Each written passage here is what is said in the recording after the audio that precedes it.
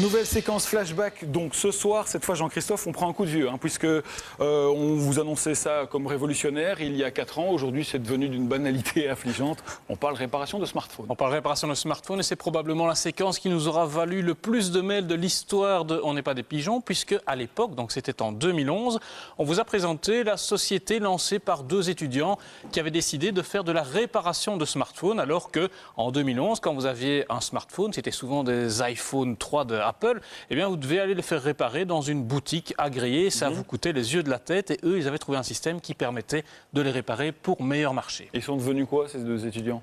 On les a retrouvés, ça n'a pas été très compliqué parce que ils sont restés dans le même domaine d'activité et malgré la concurrence vous allez voir que leur business se porte pas mal. Un écran brisé, direction une enseigne officielle. Ici, on ne me propose pas de réparation, mais bien un échange avec un nouvel appareil, une transaction qui a un coût.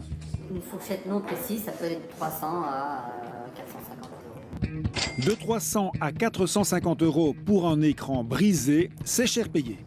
J'ai peut-être une autre solution. Je contacte Arnaud, toujours étudiant, il propose un service de réparation. Quand nos 2 entrepreneurs n'étudient pas, Arnaud et Lionel réparent.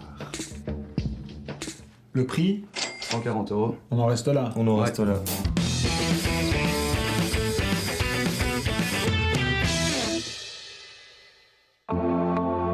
En 2011, Arnaud et Lionel étaient des étudiants bricoleurs. À force d'ouvrir les iPhone 3, ils en avaient appris le fonctionnement et lancé leur business le week-end dans le garage de la maison familiale d'Arnaud.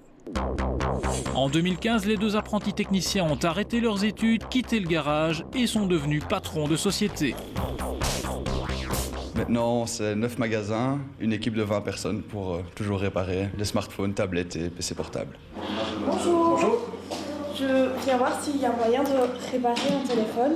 Comme ça, c'est... Oui, il n'y a pas de souci. Donc ici, on remplace vraiment le bloc, la vitre et l'écran LCD. Le travail est toujours le même, mais avec l'explosion des ventes de smartphones et tablettes, Apple n'est plus le seul sur le marché. Les techniciens sont censés tout réparer, un casse-tête en termes de gestion de pièces détachées. Les pièces détachées, pour certaines marques, on les achète tout simplement chez les fabricants. On utilise uniquement des pièces originales, donc on n'utilise pas de pièces reconditionnées, de pièces refurbished, comme d'autres services de réparation. Nous, on a décidé de prendre la voie vraiment de la qualité originale, un service professionnel. Marché de niche il y a quelques années, le business des réparations de smartphones prend toujours de l'ampleur. Les boutiques se multiplient, on propose même de la réparation dans les chaînes comme Mister Minute. Et depuis peu, un opérateur de téléphonie a aussi franchi le pas.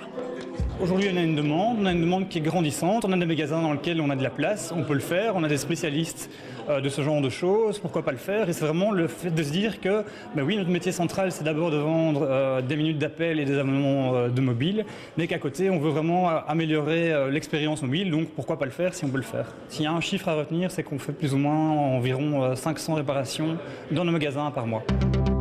Dans les 12 centres techniques, on ne propose pas de réparation de tablettes, mais bien des aides à la configuration pour se différencier de la concurrence toujours plus nombreuse. C'est qu'avec des ventes mondiales estimées à 1,5 milliard de smartphones en 2015, le marché de la réparation a encore quelques beaux jours devant lui. Alors forcément, ils ont grandi, alors forcément, ils ne sont plus les seuls à poser ce genre de réparation, à faire ce genre de réparation, mais dans le même temps, Jean-Christophe, le marché du smartphone a explosé, non? Oui, c'est pour ça qu'il y a toujours de la place pour les réparateurs de smartphones, puisque on vend beaucoup plus de smartphones maintenant qu'à l'époque. On a les chiffres, en 2011, on en vendait à peu près 320 millions cette année-là, et en 2014, on est à 1,240 milliard. On le disait dans le reportage, 1,5 milliard prévu en 2015, donc vous voyez qu'il y a encore du potentiel. En 2011, c'était le marché américain qui faisait vivre le smartphone. En 2015, c'est plutôt le marché chinois qui le fait vivre. Qu'est-ce que les gens font réparer ? Alors, il faut réparer d'abord des appareils haut de gamme, parce que quand vous avez 80 ou 100 € pour une vitre pour un écran tactile sur un appareil qui coûte 120 €, ça ne vaut pas la peine de le faire réparer, il vaut mieux changer. Et ce qui casse le plus souvent, donc on fait réparer ce qui n'est pas sous garantie. Donc, principalement, c'est l'écran tactile, la vitre avant, c'est à peu près 80% des réparations. Mais vous avez aussi tout ce qui est connexion pour recharger un smartphone, par exemple, puisque ça, quand on le branche, qu'on le débranche, eh bien, on a parfois du jeu. Et vous avez tout ce qui est problème problème avec les touches qui apparaissent, les boutons de volume, les boutons de mise en marche, etc. Et puis à l'intérieur du smartphone, vous avez aussi ce qui est haut-parleur, caméra et également l'oxydation, puisque l'humidité est l'ennemi d'un smartphone. Et on me disait, je ne sais pas si c'est vrai, je n'en ai pas encore démonté, mais que les smartphones modernes sont truffés de capteurs d'humidité. Comme ça, quand vous avez un problème et que vous voulez faire fonctionner la garantie, on vous dit « Ah non, il a été touché par l'humidité, donc la garantie ne fonctionne pas. » Les pièces détachées, elles viennent d'où? Je suppose qu'Apple ne va pas fournir les pièces pour qu'on répare leur téléphone. Non, il n'y a pas de lien direct avec Apple, mais c'est un peu comme dans le monde de l'automobile. On se fournit en pièces détachées directement chez les fabricants de ces pièces détachées. Donc vous avez par exemple pour certaines marques des liens directs avec l'importateur, c'est le cas pour Samsung ou pour d'autres. Quand ce n'est pas possible d'avoir des liens directs avec l'importateur, on s'adresse directement aux usines qui fabriquent les pièces et qui donc sont les sous-traitants des grandes marques, puisque les grandes marques ne sont que des assembleurs d'appareils. Et vous avez aussi différentes catégories de qualité des pièces. C'est la même chose que dans le monde de l'automobile. Vous avez un pot d'échappement d'origine ou alors des pots d'échappement un petit peu plus basiques. C'est la même chose pour les pièces détachées. Donc ça, ce qui justifie aussi les différences de prix entre les différents réparateurs. On le voyait dans le reportage, il y a quand même pas mal de concurrence. Alors oui, maintenant on trouve vraiment de tout. À l'époque, même si on faisait une recherche sur Internet, on ne trouvait pas de réparateur de smartphone. Maintenant, vous avez des pages entières de réparation. Vous avez, on l'a vu dans le reportage, des grandes chaînes qui s'y mettent comme Mister Minute. Vous avez des opérateurs comme Base. Vous avez beaucoup de petites boutiques.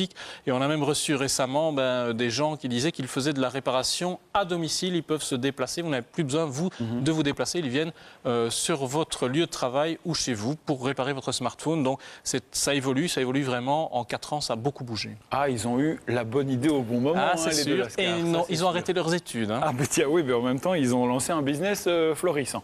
On va poursuivre cette émission en